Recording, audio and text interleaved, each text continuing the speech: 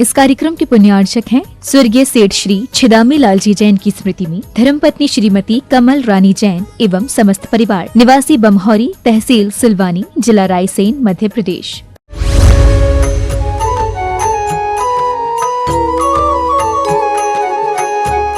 प्रश्नोत्तर रत्न मालिका के तीसरे श्लोक में इस श्लोक का तीसरा चरण प्रारंभ हो रहा है।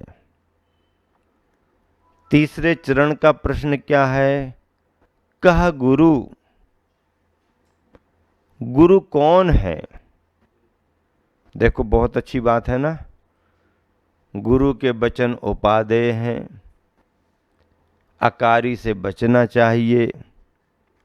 अब गुरु के वचन उपादेय हैं तो प्रश्न ये भी तो उठेगा, फिर गुरु कौन है? कहा गुरु, गुरु कौन है? उत्तर क्या दिया? अधिगत तत्वः, अधिगत तत्वः, जिन्होंने तत्वों के यथार्थ स्वरूप को समझ लिया है, जो तत्वों के यथार्थ स्वरूप के ज्ञाता हैं। तत्वों का यथार्थ स्वरूप एक बात, और उसके ज्ञाता यानी तत्वों को जानने वाले ज्ञानी गुरु। गुरु की परिभाषा कैसे बनी? तत्वों का ज्ञाता होना चाहिए। तत्व क्या है? तत्व एक स्वभाव है, तत्व एक स्वरूप है। जीव का अपना स्वभाव है, जड़ का अपना स्वभाव है, प्रकृति का अपना स्वभाव है, द्रव्यों के अपने स्वभाव हैं, सबके अपने अपने स्वभाव हैं। जैन परंपरा में तत्वों की जब भी बात आती है 7 नाम गिनाए जाते हैं: जीव, अजीव, आश्रव, बंध, संबंध, निर्जरा, मोक्ष। इन सभी तत्वों में जीव और मोक्ष की प्रधानता है। जीव तत्व है तो शेष तत्व है, और जीव के साथ अगर मोक्ष जुड़ गया तो प्रयोजनभूत तत्व आ गया। अगर जीव और मोक्ष नहीं है तो बाकी तत्वों का भी कोई ज्यादा महत्व नहीं। अब जीव है नहीं, अजीव, क्या लेना देना? और जब जीव नहीं है तो आश्रव कैसे बनेगा? ये केवल आपको शिक्षा देते हैं, ये केवल आपको ज्ञान देते हैं। लेकिन गुरु वो है जो केवल शिक्षा और ज्ञान ही नहीं देते, बल्कि जीवन जीने की कला भी प्रदान करते हैं। जीवन जीने की कला भी प्रदान करते हैं। हाँ, माता पिता जीवन देते हैं। क्या? माता पिता जीवन देते हैं, लेकिन जीवन जीने की कला गुरु सिखाते हैं। इसलिए गुरु का बड़ा महत्व है। गुरु की महिमा वर्णी न जाए, गुरु नाम जपो मन वचन काय। पर ऐसे गुरु सुलभता से नहीं मिलते। तुम्हारा बड़ा पुण्य का योग हो तब कहीं जाकर के तुम्हें कोई गुरु मिलते हैं, और एक बार गुरु मिल गए फिर आपके लिए चिंता करने की जरूरत नहीं। और जब तक गुरु नहीं मिलते हैं तब तक हमारा जीवन अधूरा है। जिसका कोई गुरु नहीं उसका जीवन शुरू नहीं। क्या बात है? जिसका कोई गुरु नहीं उसका जीवन शुरू नहीं। अभी शुरू ही नहीं हुआ। चलने की बात तो बहुत आगे की, अभी मंगलाचरण सुप्रभात ही नहीं हुआ। जिस दिन हमें गुरु मिलते हैं उस दिन से जीवन का सुप्रभात माना जाता है। क्या माना जाता है? सुप्रभात माना जाता है। अब हमारा जीवन मंगलमय हो जाएगा। पुरुरवा भील को निर्ग्रंथ मुनि मिल गए। वो भील ये नहीं जानता था कि इनका स्वरूप क्या है।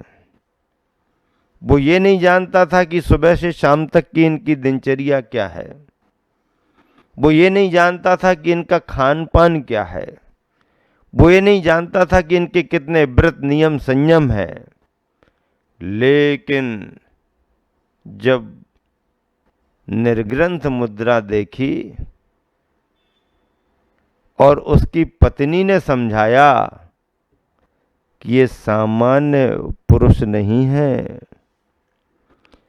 इनका आकार पुरुष का दिख रहा है, लेकिन ये हमारे तुम्हारे पुरुषों से ऊपर उठे हुए हैं। कौन है फिर ये? जंगल के रास्ते से निकल करके आ रहे ये कौन है?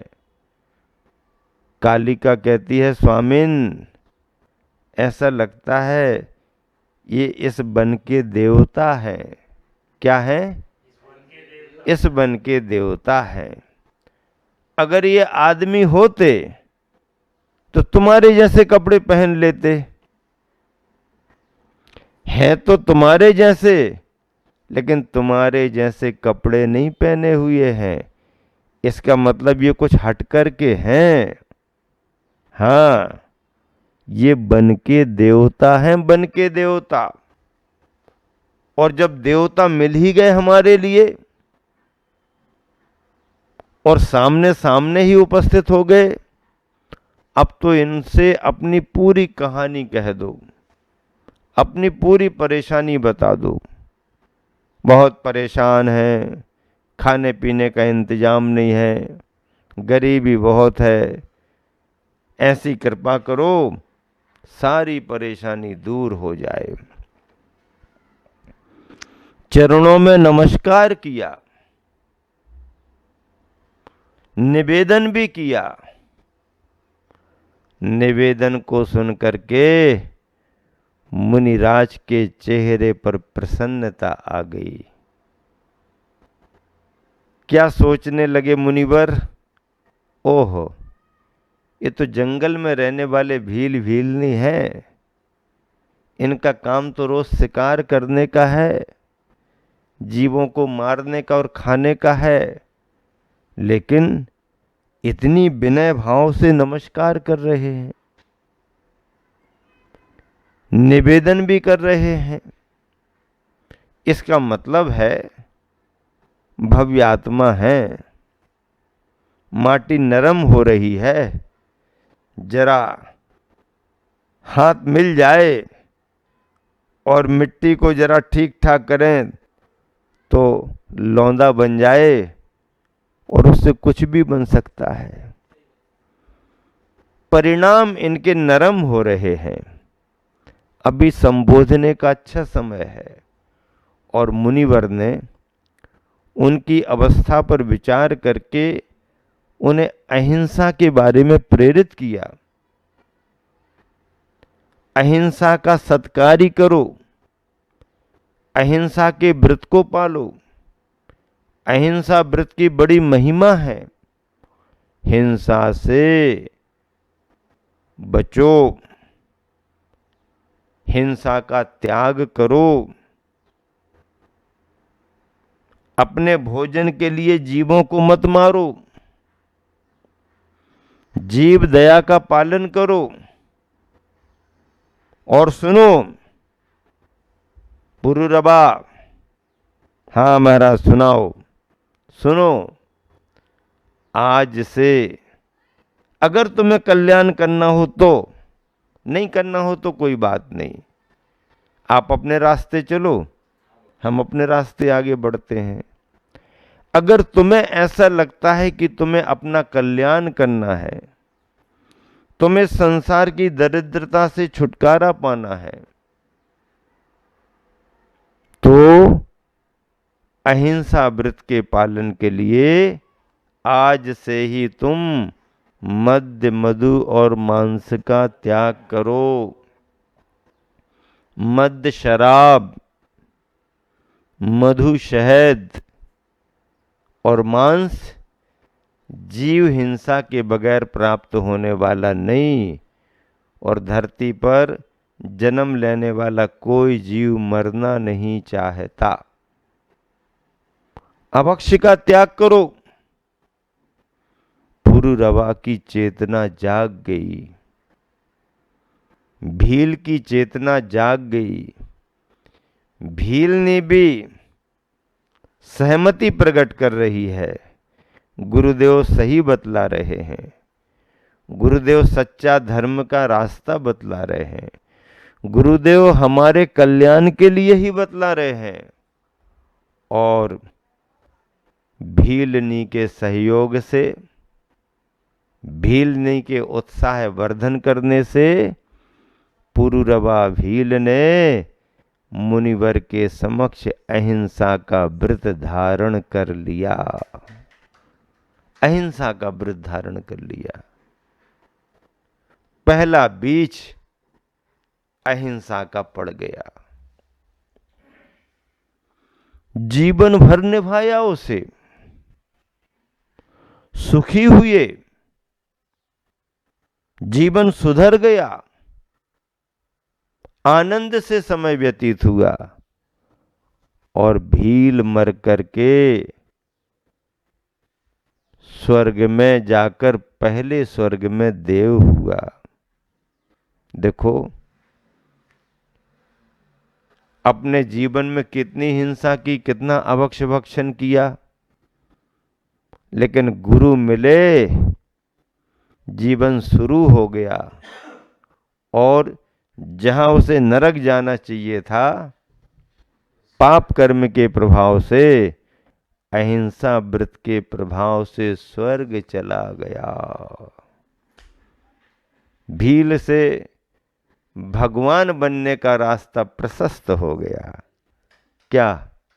भील से भगवान बनने का रास्ता प्रशस्त हो गया।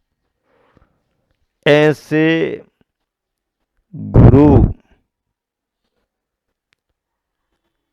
तत्वों के ज्ञाता होते हैं, तत्व को समझते हैं। अधिगत तत्वः गुरुः, गुरु उन्हें ही कहा गया जो ज्ञानी हैं, तत्व को समझने वाले हैं, आत्मा परमात्मा को जानते हैं। वही गुरु की गुरुता को प्राप्त हो सकते हैं, गुरु की गुरुता प्राप्त कर सकते हैं। गुरु का स्वरूप प्रशांत रूपाय, क्या बात है। दिगंबर मुद्रा को देख करके मन प्रशांत हो जाता है। प्रश्न क्या किया? कहा गुरु, उत्तर क्या दिया? अधिगत तत्वः। तत्वों को जिन्होंने अधिगत कर लिया है, समझ लिया है, जान लिया है, तत्व अपना आत्म तत्व है। आत्म तत्व के शुद्ध स्वरूप को पहचान लिया है। आत्मा की शुद्धता का जिन्हें भान हो गया है, आत्मशुद्धि के मार्ग में जो प्रवृत्त हो गए हैं।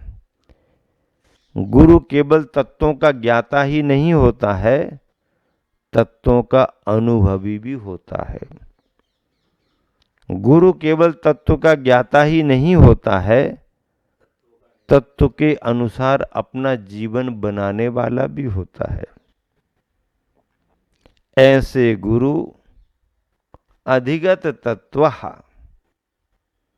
तत्वों के ज्ञाता।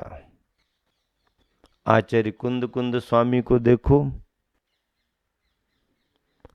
आचार्य उमा स्वामी का जीवन देखो, आचार्य पूज्यपाद स्वामी, धरसेन स्वामी पुष्पदंत भूतबली, आर्यमंशु, नागहस्ती, यति वृषभ, शमंत भद्र आचार्य महाराज, अकलंक स्वामी, मानतुंग स्वामी, कितने सारे मुनि आचार्य, सभी अधिगत तत्वः, तत्वों के ज्ञाता रहे हैं, तत्वों के उपदेष्टा भी रहे हैं। जैन दर्शन में जो फिलॉसफी आई है, जैन दर्शन में जो तत्व व्यवस्था आई है, अपने आप में अद्वितीय है। स्यादवाद और अनेकांत जैसे सिद्धांत अद्भुत हैं। दुनिया की सारी समस्याओं में से समाधान निकालते हैं। ऐसे गुरु प्रणम्य हैं, वंदनीय हैं। तस्मै श्री गुरुवे नमः। इसलिए ऐसे गुरु को नमस्कार हो। गुरु ज्ञानी है, गुरु ज्ञानी, गुरु पारखी, गुरु उदार गंभीर, रहस्य उद्घाटक गुरु, गुरु प्रभु की तस्वीर। रहस्य के उद्घाटक हैं और प्रभु की तस्वीर ही है, ऐसा मान करके चलो।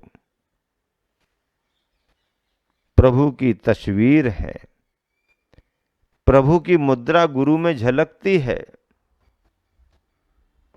ऐसे गुरु अधिगत तत्वः और वर्तमान में आचार्य शांति सागर जी, आचार्य वीर सागर जी, आचार्य शिव सागर जी, आचार्य ज्ञान सागर जी, आचार्य धर्म सागर जी, आचार्य देशभूषण जी महाराज जैसे महान महान आचार्य महाराज, और फिर हम सबके गुरु, जन जन के गुरु आचार्य विद्यासागर जी महाराज। कहना ही क्या है। अब तो आचार्य श्री कहने पर गुरुवर का नाम भी नहीं लेना पड़ता। बाकी किसी के लिए कुछ बताना हो तो उनका नाम लेना पड़ता है। लेकिन अगर किसी ने कहीं खड़े होकर के कह दिया यह बात तो आचार्य श्री ने कही है, तो छोटे छोटे बच्चे भी समझ जाते हैं आचार्य श्री का मतलब क्या है। आचार्य श्री का मतलब क्या है, किन्होंने ये कहा है, सब जन समझ जाते हैं।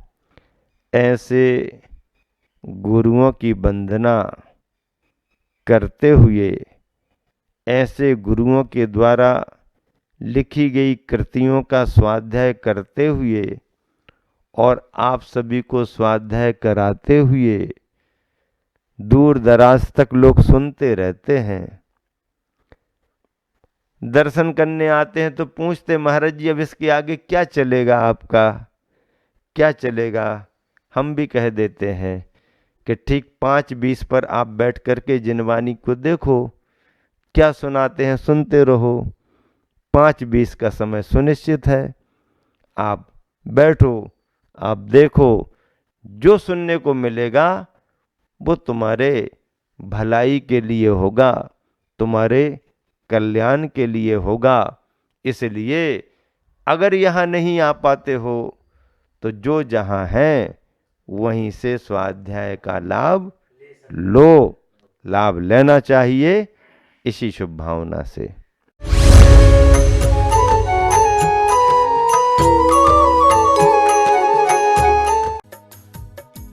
इस कार्यक्रम के पुण्यार्चक थे स्वर्गीय सेठ श्री छिदामी लालजी जैन की स्मृति में धर्मपत्नी श्रीमती कमल रानी जैन एवं समस्त परिवार, निवासी बमहौरी, तहसील सिलवानी, जिला रायसेन, मध्य प्रदेश।